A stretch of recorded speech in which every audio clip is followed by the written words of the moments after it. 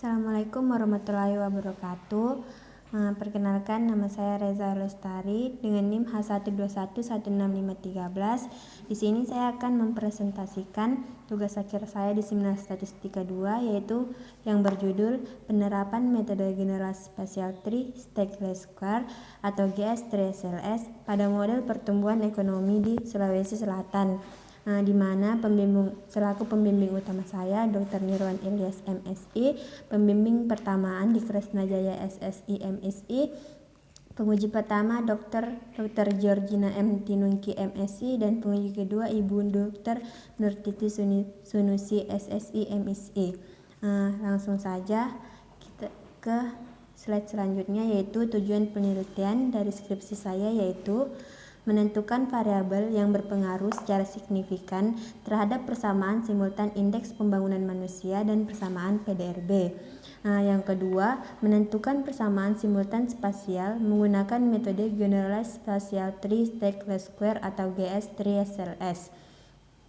Selanjutnya, hasil yang didapat dari penelitian ini yaitu variabel yang berpengaruh secara signifikan terhadap persamaan simultan IPM atau Indeks Pembangunan Manusia dan PDRB. Yang kedua, persamaan simultan spasial menggunakan metode GS3SLS. Dan yang ketiga, keterkaitan antar lokasi atau uji dependensi lag. Selanjutnya, pembahasan yang pertama yaitu identifikasi pola hubungan variabel yang ada. Hasil dari identifikasi pola variabel ini yaitu korelasi menunjukkan Y1 dan Y2 mempunyai nilai min 0,151 dengan p-value 0,001. Hubungan Y2 dengan X1 yaitu min 0,377 dengan p-value 0,076. Hubungan Y1 dengan X1 yaitu 0,505 dengan p-value 0,014. Hubungan Y1 dengan S2 yaitu minus 0,378 dengan p-value 0,015. Selanjutnya yaitu hasil korelasi antar variabel persamaan independen pada persamaan dengan variabel respon Y2 atau PDRB, yaitu Y2 dan Y1 minus 0,151, p-value-nya dengan p-value 0,01. Korelasi Y2 dengan X3 mendapatkan nilai minus 0,711 dengan p-value 0,005. Dan hubungan Y2 dengan X4 yaitu minus 0,115 dengan p-value 0,002. Selanjutnya yang dilakukan yaitu identifikasi model persamaan simultan yang ada. Dalam tahap ini pengujian simultanitas dilakukan dengan melalui identifikasi order dan rank condition serta uji empiris Hausman.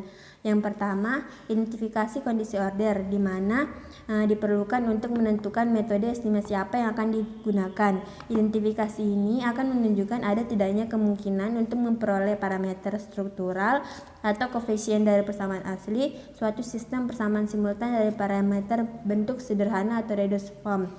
Persamaan ini dapat dioleh jika model tersebut over identified atau exactly identified. Pada persamaan yang ada yang diteliti ini, orden rangnya dapat dilihat pada tabel, yaitu persamaan Y1 statusnya over identified dan persamaan Y2 statusnya over identified, sehingga kedua persamaan tersebut bisa dikatakan simultan. Yang kedua, uji simultan Hausman. Hipotesis yang digunakan untuk menguji simultanitas ini adalah H0 tidak terdapat simultanitas atau tidak ada korelasi, H1 terdapat simultanitas atau ada korelasi. Hasil pengolahannya dengan menggunakan uji empiris Hausman adalah Y1 dengan F statistik 4,02 dan p-value 0,003, keterangannya ada efek simultan, dan persamaan Y2 dengan F statistik 1,40 dengan p-value 0,000, keterangannya ada efek simultan.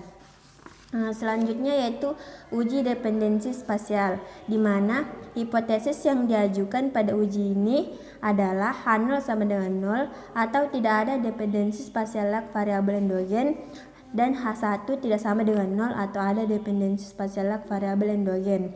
Hasil pengolahan uji seperti pada tabel berikut. Uji persamaan Y1 didapatkan LM errornya yaitu 5,8121 dengan P value 0,03, LM lag-nya 19,1453 dengan P value 0,02, RLM errornya didapatkan 2,935 dengan P value 0,179, serta RLM lag-nya didapatkan 9,95 dengan P value 0,0002. Sedangkan persamaan Y2 didapatkan LM errornya dengan nilai 0,04 dengan P value 0,6531, uji LM lag-nya didapatkan 0,03 dengan P value 0,79, dan RLM errornya 2,315 dengan P value 0,2156, dan RLM lag-nya didapatkan 1,13 dengan P value 0,301.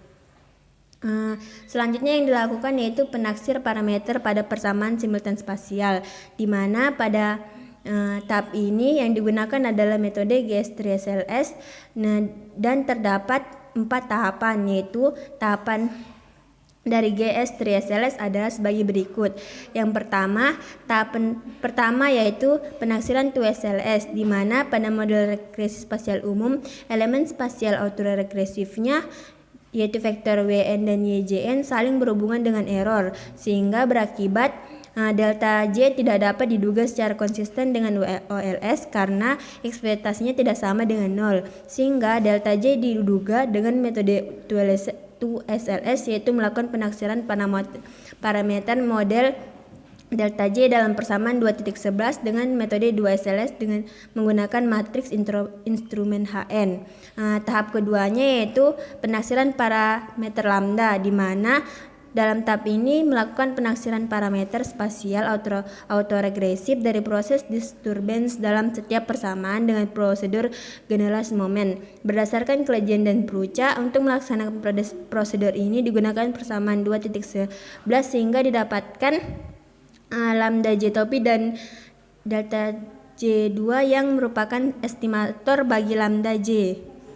Selanjutnya tahap ketiga yaitu penaksiran generalized spatial 2 Stegler square, yaitu di mana penaksiran parameter persamaan simultan spasial untuk mendapatkan penaksiran sesuai persamaan 2.11, yaitu beta J dan PJ, karena pada tahapan pertama masih belum memperhatikan korelasi error disturbance, dan pada tahapan kedua sebelumnya hanya sampai menghasilkan lambda J. Oleh karena itu diperlukan satu tahapan lagi untuk menghitung vektornya. Hasil tahapan kedua yaitu lambda topi J sebagai taksiran lambda J digunakan untuk menaksir tahapan ketiga.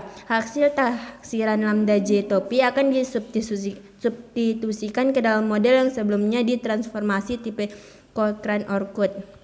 Selanjutnya tahap keempat yaitu penaksir parameter pada persamaan simultan spasial dengan metode GS3SLS, di mana didapatkan hasil terakhir yaitu bisa dilihat dalam gambar topi delta topi terbalik sama dengan Z topi bintang N lambda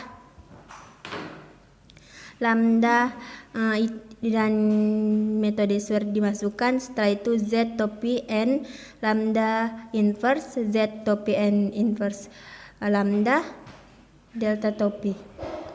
Hasil estimasi parameter GS3SLS model persamaan Y1 ialah dapat dilihat yaitu variabel Y2 dengan koefisien 0,391, X1-nya 0,813, X2-nya minus 0,301 dan Pi 0,493 serta R kuadrat yang didapatkan yaitu 71,96%. Sehingga model yang dihasilkan adalah sebagai berikut. Y topi 1 itu sama dengan 1,715 tambah 0,391 Y2 tambah 0,813 X1 dikurang 0,301 X2 ditambah 0,493 Wij Y1.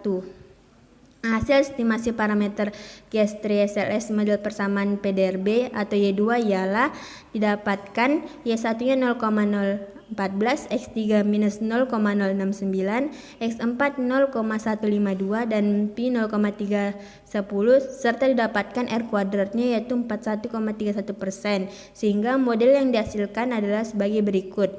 Y2 topi sama dengan 0,592 ditambah 0,014 Y1 dikurang 0,069 X3 ditambah 0,152 X4 ditambah 0,310 Wij Y2.